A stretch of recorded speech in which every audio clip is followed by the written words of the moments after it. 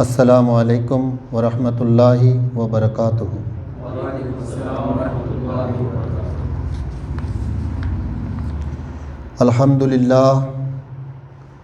الحمد للہ رب العالمین والعاقبۃ للمتقین والصلاۃ والسلام علی سید الانبیاء والمرسلین، اما بعد فاعوذ باللہ من الشیطان الرجیم، بسم اللہ الرحمن الرحیم۔ یا ایہا الذین آمنوا اتقوا اللہ وکونوا مع الصادقین۔ صدق اللہ العظیم وصدق رسولہ النبی الامین المتین الکریم، ونحن علی ذلک لمن الشاہدین والشاکرین، الحمد للہ رب العالمین۔ معزز سامعین اکرام، اس سے پہلے کہ میں کچھ عرض کروں، آئیے سب سے پہلے ہم اور آپ مل کر اپنے آقا و مولا مدنی تاجدار، بے یاروں کے یار، بے مددگاروں کے مددگار،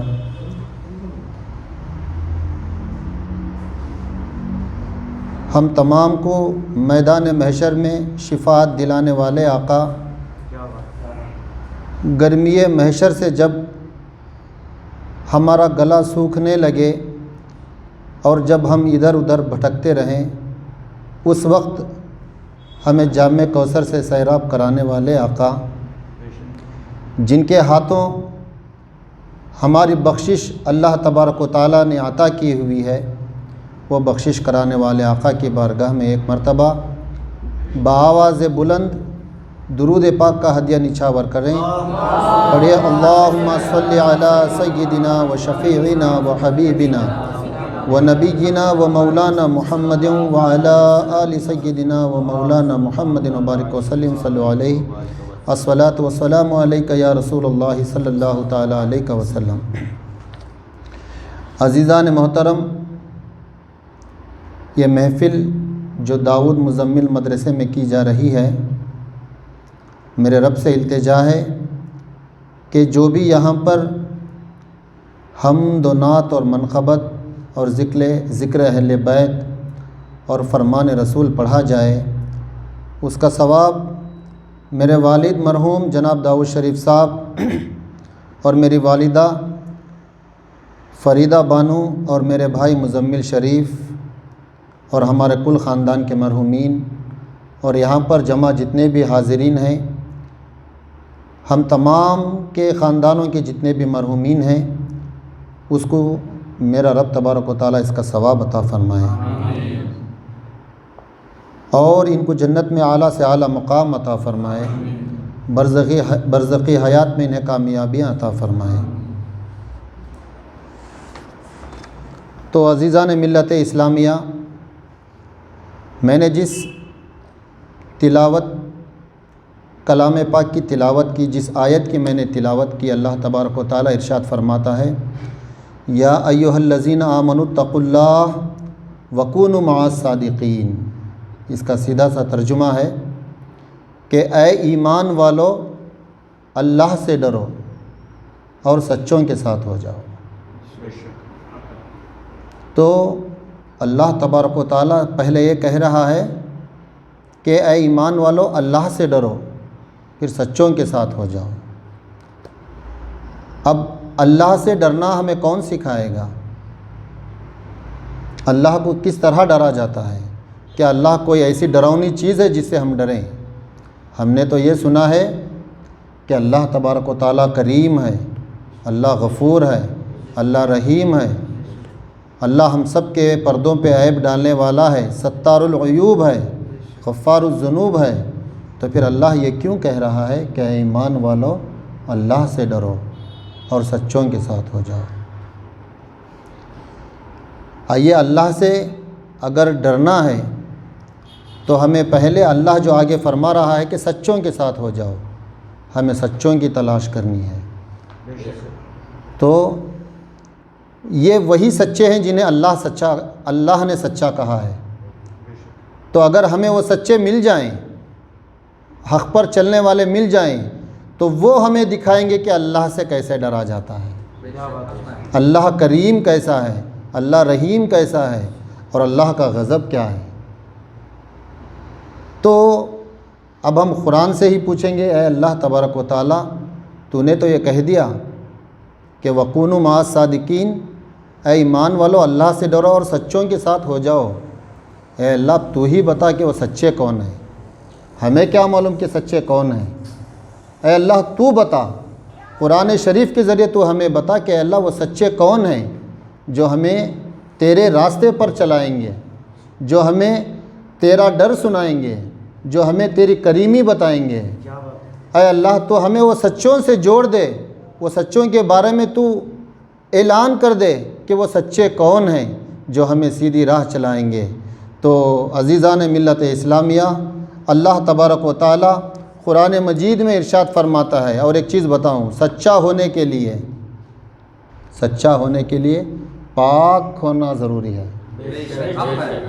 جو انسان ناپاک ہے وہ کبھی سچ نہیں بول سکتا۔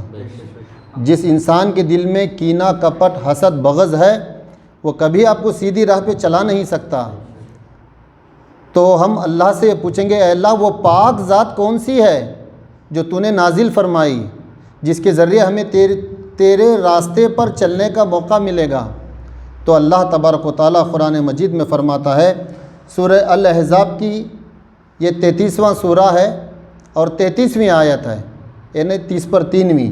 اللہ تبارک و تعالیٰ ارشاد فرماتے ہیں، اے اہل بیت، اللہ تم سے دور کرے گا اور تم کو پورا پاک کرنے کا ارادہ فرماتا ہے۔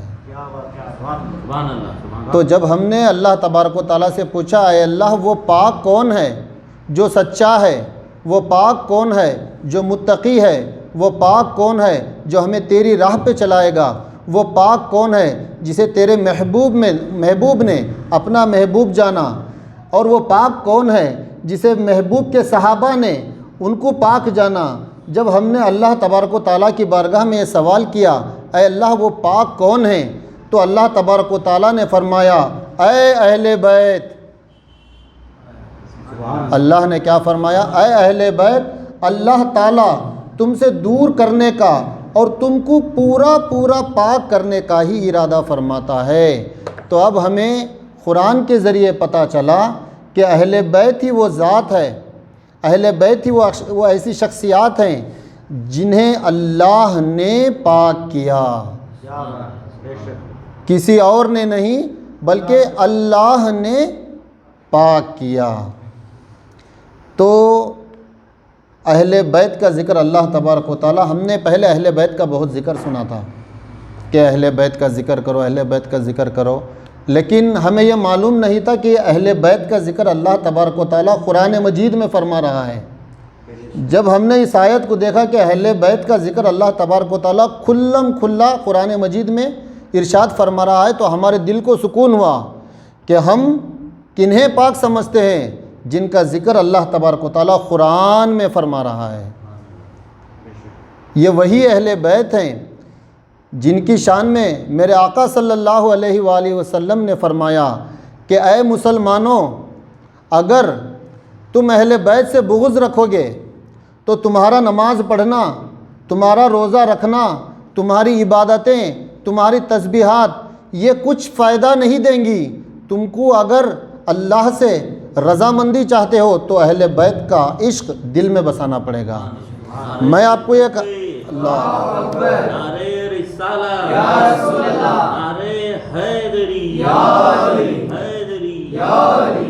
عزیزان محترم، میں آپ کو اہل بیت کا تعارف کرانے کی کوشش کروں گا کہ یہ اہل بیت آخر ہیں کیا۔ تو میرے آقا صلی اللہ علیہ وآلہ وسلم مستدرک للحاکم کی حدیث نمبر 4712 انٹرنیشنل نمبرنگ بتا رہا ہوں کہ آپ جو بھی حدیث کی کتاب نکالیں گے اس کا اگر انٹرنیشنل نمبرنگ اگر آپ سرچ کریں گے تو یہی حدیث آپ کو نکلے گی۔ تو انٹرنیشنل نمبرنگ کے حساب سے 4712 میں میرے آقا ارشاد فرماتے ہیں، اگر کوئی شخص رکن اور مقام ابراہیم کے درمیان یہ وہ ایسی جگہ ہے جہاں پر ہمیں کہا گیا ہے کہ یہ جگہ یہ جنت کا ٹکڑا ہے، اگر یہاں پر نماز پڑھیں گے تو قبول ہوگی، اور بہت افضل ترین جگہ ہے، اور ہمیں وہاں پر نماز پڑھنے کا حکم دیا جاتا ہے۔ تو میرے آقا کیا ارشاد فرماتے ہیں، اگر کوئی شخص رکن اور مقام ابراہیم کے درمیان کھڑا ہو کر نماز پڑھتا ہے اور روزدار بھی ہو اور وہ اگر مر بھی گیا، ایک شخص جو رکن اور مقام ابراہیم کے درمیان میں کھڑا ہو کر مسلسل نماز پڑھتا ہے اور اگر وہ روزہ رہ کر بھی نماز پڑھتا ہے، اس کے بعد اس کی اگر موت ہو جاتی ہے، اگر اس کے دل میں ذرا سی بھی بغض اہل بیت ہے، کیا یہ اللہ کی عبادت کر رہا ہے، روزے میں ہے، نماز پڑھ رہا ہے، تسبیحات پڑھ رہا ہے، ایسی جگہ جو سب سے معتبر ہے، میرے آقا فرماتے ہیں ایسا شخص بھی اگر مر گیا اور اگر اس کے دل میں ذرہ برابر بھی بغض اہل بیت ہو تو وہ دوزخی ہے۔ تو سامعین اکرام، میں آپ کو اہل بیت کی تعریف کرانے کی کوشش کر رہا ہوں، آپ بغور سماعت فرمائیں۔ تو اب یہ اہل بیت کون ہیں؟ یہ اہل بیت کون ہیں جن کی شان میں میرے آقا نے فرمایا کہ یہ مجھ سے ہیں، میں ان سے ہوں، ان کا خون میرا خون ہے، ان کا گوشت میرا گوشت ہے، اور ان کا کہنا میرا کہنا ہے۔ اگر کوئی ان سے بغض رکھے گا تو جہنم میں جائے گا، اگر کوئی ان سے محبت کرے گا تو اللہ ان سے محبت کرے گا۔ یہ آخر اہل بیت کون ہیں؟ آئیے ہم نبی کی زبانی سنتے ہیں۔ میرے آقا صلی اللہ علیہ وآلہ وسلم نے ارشاد فرمایا کہ یہ حدیث میں آپ کو پیش کر رہا ہوں، صحیح مسلم کی حدیث ہے، حدیث نمبر 6211 ہے، اور انٹرنیشنل نمبرنگ میں اس کا اعداد 6261 نمبر حدیث ہے۔ یہ کسی کی بات نہیں، یہ کسی ملا کی بات نہیں، یہ محمد الرسول اللہ کا کلام ہے، محمد الرسول اللہ کی بات ہے۔ آئیے میرے آقا کیا ارشاد فرماتے ہیں۔ حضرت سیدہ عائشہ بیان کرتی ہیں کہ نبی اکرم صلی اللہ علیہ وآلہ وسلم صبح کے وقت آئے، حالانکہ آپ صلی اللہ علیہ وسلم نے ایک چادر اوڑھی ہوئی تھی جس پر سیاہ اون کی کجاؤن سے نقش بنے ہوئے تھے۔ حضرت حسن بن علی علیہ السلام آئے اور وہ چادر کے اندر سما گئے، یعنی حضور صلی اللہ علیہ وآلہ وسلم نے جب گھر کے اندر تشریف ہوئے تو آپ ایک صحن میں بیٹھ گئے۔ آنے کے بعد جب حضور صلی اللہ علیہ وآلہ وسلم کی خوشبو آئی تو جب خوشبو آئی تو خوشبو سونگھتے ہوئے نبی کو تلاش کرتے ہوئے اس جگہ پر پہنچ گئے جہاں میرے آقا جلوہ افروز تھے۔ پھر اس کے بعد امام حسین علیہ السلام آئے، آپ بھی حضور کی خوشبو کو سونگھتے حضور کا پتہ تلاش کرتے اس جگہ پہنچ گئے جہاں پر حضور صلی اللہ علیہ وآلہ وسلم تھے۔ پھر آپ صلی اللہ علیہ وسلم کی چادر میں حضرت سیدہ فاطمۃ الزہرا آئی اور آپ بھی چادر کے اندر داخل ہو گئیں۔ پھر حضرت علی علیہ السلام آئے، پھر آپ بھی اس چادر میں شامل ہو گئے۔ جب یہ 5 لوگ ایک چادر کے نیچے آ گئے تو اللہ تبارک و تعالیٰ نے جبرائیل امین سے یہ آیت نازل کروائی، یہ آیت نازل کی اور کہا اے اہل بیت، اب ہمیں سمجھ میں آ رہا ہے کہ اہل بیت کون ہیں۔ اے اہل بیت، اللہ تعالیٰ تم سے نجاست دور کرنے کا اور پورا پاک کرنے کا ہی ارادہ فرماتا ہے۔ تو اب ہمیں پتہ چلا کہ اہل بیت کون ہیں، جس کا حضور صلی اللہ علیہ وآلہ وسلم کثرت سے ذکر کیا کرتے تھے۔ اور اس کے آگے ایک اور صحابی عرض کرتے ہیں، کہا اے زید، آپ صلی اللہ علیہ وآلہ وسلم کے یہ زید جو ہیں یہ صحابی ہیں، ٹھیک ہے۔ حضرت حسین تابعی نے حضرت زید بن ارقم سے کہا اے زید، آپ صلی اللہ علیہ وآلہ وسلم کے اہل بیت کون ہیں؟ کیا آپ کے ازواج آپ کے اہل بیت سے نہیں ہیں؟ آپ زید بن ارقم نے فرمایا آپ صلی اللہ علیہ وآلہ وسلم کے ازواج بھی اہل بیت سے ہیں، لیکن آپ صلی اللہ علیہ وآلہ وسلم کے اہل بیت وہ ہیں جن پر آپ صلی اللہ علیہ وآلہ وسلم کے بعد صدقہ حرام کر دیا گیا۔ وہ کون ہیں جن پر صدقہ حرام کر دیا گیا۔ تو یہ صحابی نے پوچھا، یہ تابعی نے پوچھا صحابی سے کہ آخر وہ کون ہے جن پر صدقہ حرام کر دیا گیا؟ تو حضرت زید بن ارقم فرماتے ہیں وہ آل علی ہیں، آل عقیل ہیں، آل جعفر صادق ہیں۔ یہ حدیث کی بات کر رہا ہوں عزیزو، کسی اور کی بات نہیں یا من گھڑت بات نہیں، یہ میں حدیث کے الفاظ بیان کر رہا ہوں۔ انٹرنیشنل نمبرنگ کے حساب سے صحیح مسلم کی یہ حدیث ہے 6228 ہے، اور یہ باب فضائل علی ابن ابی طالب میں امام مسلم نے اس کو باب باندھ کر یہ حدیث پیش کی ہے۔ تو فرما رہے ہیں اہل بیت کون ہیں؟ وہ آل علی ہیں، آل عقیل ہیں، آل جعفر صادق ہیں، آل مولا عباس ہیں۔ کہا ان سب پر صدقہ حرام ہے۔ تو میرے عزیزو، ہم اہل بیت کا ذکر تو کرتے ہیں لیکن ہمیں پتہ نہیں رہتا کہ یہ اہل بیت آخر کون ہیں، اہل بیت کی فضیلت کیا ہے، اہل بیت کا ذکر ہمیں کیوں کرنا چاہیے۔ کیا حضور اکرم صلی اللہ علیہ وآلہ وسلم نے ہمیں اس کی تاکید کی؟ کیونکہ ہمیں تو نبی کے دین پر چلنا ہے، ہمارا راستہ تو آخری راستہ جو جنت کا راستہ ہے، صراط مستقیم سے گزرتے ہوئے ہماری منزل جنت ہے۔ کیا جنت کو پہنچنے کے لیے کیا اہل بیت ہمارے کام آئیں گے؟ جو نبی نے ہمارے پاس جو دین پیش کیا ہے کیا اس میں اہل بیت شامل ہیں؟ تو میں نے ابھی آپ سے کہا کہ جو شخص نمازی بھی ہو، روزدار بھی ہو، کچھ بھی ہو، متقی ہو، پرہیزگار ہو، کروڑوں سال کی بھی اگر کوئی عبادت کر لیا ہو، اگر اس کے دل میں ذرہ برابر بھی بغض اہل بیت ہے تو وہ جہنمی ہے۔ نعرہ تکبیر، اللہ اکبر، نعرہ رسالت، یا رسول اللہ، نعرہ حیدری، یا علی، حیدری، یا علی۔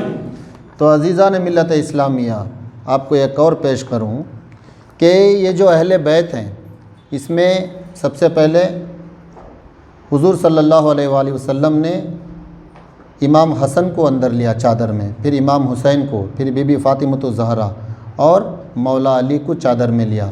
یہیں سے پنجتن ہوئے۔ حضور کو اگر ملائیں گے تو یہ لوگ 5 ہو گئے۔ تو پنجتن کی پہچان یہاں سے شروع ہوتی ہے۔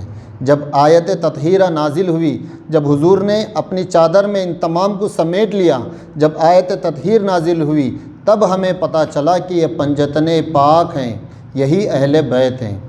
تو عزیزان ملت اسلامیہ، اب میں عرض کرنا چاہتا ہوں کہ حضرت علی علیہ السلام کون ہیں؟ حضرت علی علیہ السلام کی فضیلتیں کیا ہیں؟ بی بی فاطمہ سلام اللہ علیہا کی فضیلتیں کیا ہیں؟ میں پہلے بی بی فاطمۃ الزہرا سلام اللہ علیہا سے میں شروع کرتا ہوں۔ میرے حضور فرماتے ہیں فاطمہ میرے بدن کا ٹکڑا ہے۔ اہل بیت کو اللہ تعالیٰ نے ایسے ہی پاک نہیں کیا، حضور کی محبت دیکھیے۔ حضور فرما رہے ہیں فاطمہ میرے بدن کا ٹکڑا ہے، اور یہ میں حدیث آپ کو پیش کرنے لگا ہوں۔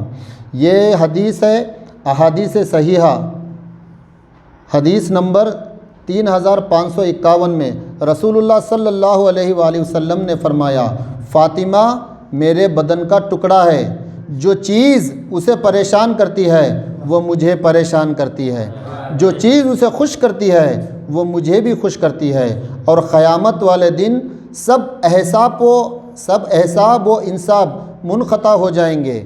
یعنی جب میدان محشر میں ہم لوگ سب جمع کیے جائیں گے، میں اپنی بیوی کو پہچانتا نہیں رہوں گا، میں اب میرے والدین سے کتنی محبت کرتا ہوں، لیکن جب میں میرے والدین اگر میرے بازو بھی رہیں گے تو حشر کے میدان کی وحشت ایسی رہے گی کہ میں ان کو پہچان نہیں سکوں گا، کیونکہ مجھے میری پڑی ہوئی رہتی ہے۔ یہاں تک صرف میری نہیں، جو صحابہ ہیں ان کو بھی بہت وہ غلبہ طاری رہتا ہے، جو انبیاء علیہ السلام ہیں وہ بھی یہ کہیں گے کہ یہ ہمارے بس کی بات نہیں ہے۔ تو ایک حدیث میں آپ کو پیش کروں، جب میدان محشر میں جب نفسی کا عالم ہوگا، اللہ کی جلالت کا جب ظاہر ہوگا، اللہ کی جلالت جب ظاہر ہوگی، تب ہم لوگ پشیمان ہو جائیں گے، ہم اپنے پسینوں میں ڈوب جائیں گے۔ پھر کوئی کہے گا کہ دیکھو فلاں نبی ہیں، آدم علیہ نبینا علیہ السلام ہیں، ہم ان کے پاس جائیں گے، وہ اللہ کے نبی ہیں تو وہ ہماری شاید سفارش کرا دیں گے۔ تب پوری امت، تمام لوگ آدم علیہ السلام کی بارگاہ میں جائیں گے، تو آدم علیہ السلام سے ہم عرض کریں گے اے آدم علیہ السلام، آپ تو اللہ کے نبی ہیں، آپ تو اللہ کے خلیفہ ہیں، آپ ہماری سفارش کیجئے، آپ ہمیں اس عذاب سے ہمیں بچائیے، اس پریشانی سے ہمیں بچائیے۔ تو آدم صفی اللہ کہیں گے یہ میرے بس کی بات نہیں ہے، آپ کسی اور کے پاس جاؤ، آپ کسی اور کے پاس جاؤ۔ جب آدم علیہ نبینا سے ہم نکل جائیں گے، پھر ہمیں نوح علیہ السلام دکھیں گے، پھر ہم نوح علیہ السلام کے پاس جائیں گے، گڑ گڑائیں گے، آج کی دہشت سے ہمیں بچا لیجئے، آج کی دہشت اللہ کا جلال آج عروج پر ہے، آج ہمیں اللہ کے جلال سے بچا لیجئے۔ تو نوح علیہ السلام فرمائیں گے یہ میری بس کی بات نہیں، میں اپنا دیکھ رہا ہوں، میرے بس کی بات نہیں، آپ کسی اور کے پاس جائیے۔ جب ہم ایسے ہی جاتے رہیں گے، حتیٰ کہ جتنے بھی نبی اللہ تبارک و تعالیٰ نے دنیا میں نازل کیے، ہم ہر کسی کے پاس ایسے ہی جایا کریں گے، ہر نبی کہتا رہے گا کسی اور کے پاس جاؤ، کسی اور کے پاس جاؤ۔ آخر میں جب ہم عیسیٰ علیہ نبینا علیہ الصلوۃ والسلام کی بارگاہ میں جائیں گے، اے عیسیٰ علیہ السلام آپ ہماری سفارش کیجئے، آپ ہماری حمایت کیجئے۔ تو عیسیٰ علیہ السلام فرمائیں گے وہ دیکھو آج تمہارا اس میدان محشر میں کوئی پرسان حال نہیں، آج کوئی تمہیں پانی نہیں پلائے گا، آج اس گرمی سے کوئی تمہیں نہیں بچائے گا، اگر کوئی بچانے والا ہے تو وہ محمد الرسول اللہ ہیں، وہاں کھڑے ہیں، آپ ان کے پاس جائیے، آپ کا کام بن جائے گا۔ پھر ہم لوگ دوڑتے حضور اکرم صلی اللہ علیہ وآلہ وسلم کے پاس جائیں گے، یا رسول اللہ انظر حالنا، اے اللہ کے رسول ہمارے حال پہ نظر کیجئے، اے اللہ کے رسول ہمارے حال پہ نظر کیجئے۔ پھر حضور صلی اللہ علیہ وسلم کی شان و شوکت دیکھیے، حضور کہیں گے انا لہا، آ جاؤ میں ہوں ہی اسی کے لیے۔ یہ حضور صلی اللہ علیہ وسلم کا کرم ہے، اللہ کی عطا سے اللہ ہمیں میدان محشر میں بھی مایوس نہیں کرے گا، اللہ تبارک و تعالی ہمیں حضور کے دامن میں بھیج دے گا۔ اور ایک مقام ایسا ہے حوض کوثر پہ، کچھ لوگ جائیں گے حضور علیہ السلام کے پاس، حضور علیہ السلام کے پاس جائیں گے، بہت شدت پیاس، پورے ہونٹ سکے ہوئے، پورے پسینے میں ڈوبے ہوئے حضور علیہ السلام کے پاس جائیں گے تو ایک دیوار کھڑی کر دی جائے گی۔ تو وہ فرشتوں سے عرض کریں گے، میرے آقا صلی اللہ علیہ وسلم پوچھیں گے اے فرشتوں تم انہیں کیوں روکتے ہو، تم انہیں کیوں رکھتے ہو، یہ تو میرے اصحاب ہیں، میں ان کو جانتا ہوں، میں ان کو پہچانتا ہوں، پھر تم کیوں میرے درمیان یہ دیوار کھڑی کر دیے؟ تو اللہ تبارک و تعالیٰ کہے گا اے رسول تمہیں نہیں معلوم، اے رسول تمہیں نہیں معلوم، تمہارے جانے کے بعد انہوں نے دین میں بدعتیں داخل کر دیں، انہوں نے تمہارے اہل بیت سے دشمنی کی، دین میں بدعتیں داخل کر دیں، تمہارے دین کا بیڑا غرق کر دیا۔ تو اللہ تبارک و تعالیٰ کے رسول صلی اللہ علیہ وسلم فرمائیں گے تو پھٹکار ہے اے اللہ، ایسے لوگوں پر پھٹکار ہے، انہیں جہنم کی آگ میں ڈھکیل دے۔ تو عزیزان ملت اسلامیہ، ہم جس اہل بیت کا ذکر کرنے بیٹھے ہیں، ہمیں پہلے یہ معلوم ہونا چاہیے کہ اہل بیت کیا ہیں۔ اللہ تبارک و تعالیٰ جن کے لیے قرآن میں آیات نازل کرتا ہے، اور حضور صلی اللہ علیہ وآلہ وسلم ہر جگہ، ایک مرتبہ حضور صلی اللہ علیہ وسلم جمعہ کا خطبہ دے رہے تھے، اتنے میں حسنین کریمین کم سنی عمر تھی، لڑکھڑاتے ہوئے آ رہے تھے حضور کے پاس، ایسا لگ رہا تھا حضور کو کہ اب یہ گر جائیں گے، تو حضور صلی اللہ علیہ وآلہ وسلم نے اپنا ممبر چھوڑ دیا، اپنا ممبر چھوڑ کر دوڑ پڑے اور جا کے حسنین کریمین کو سمیٹ لیا اور آ کے ادھر بٹھا لیا۔ پھر صحابہ دیکھ کے حیران ہو گئے، پھر صحابہ سے خطاب ہو کے فرمایا دیکھ لو یہ میرے بیٹے ہیں، جو ان سے اے اللہ جو ان سے محبت کرے گا تو ان سے محبت کر، جو ان سے محبت کرے گا تو ان سے محبت کر، اور جو ان سے محبت کرتے ہیں اے اللہ تو ان سے محبت کر۔ تو یہ اہل بیت عزیزان گرامی یہ معمولی چیز نہیں ہے۔ سرکار دو عالم صلی اللہ علیہ وآلہ وسلم نے ہمیں بار بار ارشاد فرمایا ہے کہ اہل بیت کا احترام کرو، اہل بیت سے وفاداری کرو۔ حضور ایک اور حدیث آپ کو میں پیش کروں گا، غدیر خم کی حدیث میں پیش کروں گا، اسے حدیث ثقلین بھی کہتے ہیں۔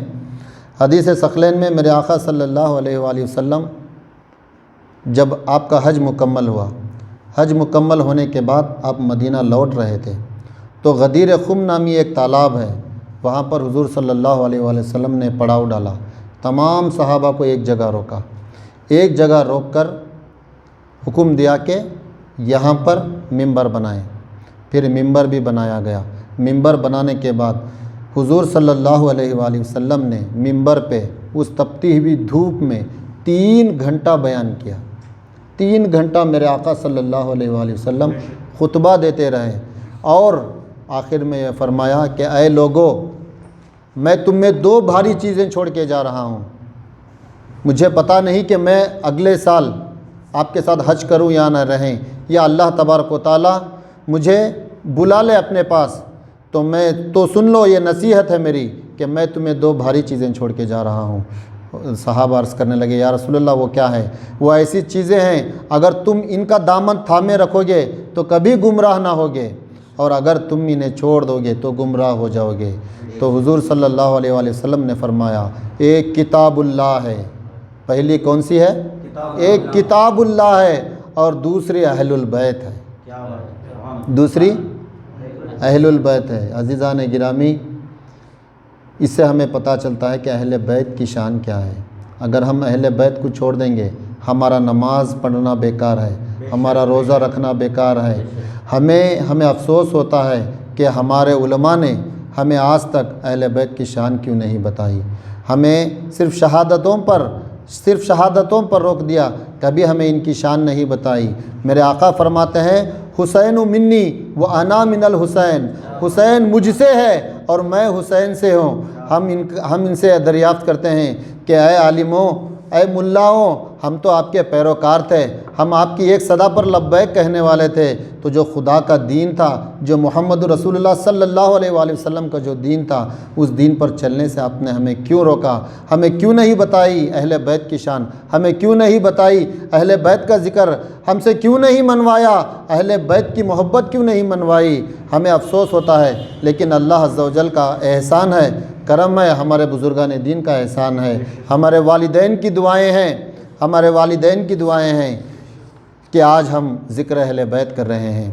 تو آپ تمام سے گزارش ہے کہ یہ جو محفل ہے ہر ہفتہ ٹھیک 9:30 بجے انشاءاللہ شروع ہو جائے گی اور 10:30 بجے ختم ہو جائے گی. تو میری آپ تمام سے گزارش ہے کہ اس کے بعد کا جو بھی شان اہل بیت ہے ہم وہ آپ کے سامنے پیش کریں گے. ہم یہ سمجھیں گے کہ اہل بیت سے دین کیا ہے، اہل بیت کو اگر ہم فالو کریں گے تو اس کے فضیلتیں کیا ہیں، اہل بیت کے راستے پہ چلنا کون سا راستہ ہے، اہل بیت کا محبت کیا ہے، اہل بیت کی مودت کیا ہے. ان چیزوں کو ہم سمجھنے کی انشاءاللہ آگے کوشش کریں گے. وما علینا الا البلاغ. السلام علیکم ورحمۃ اللہ وبرکاتہ.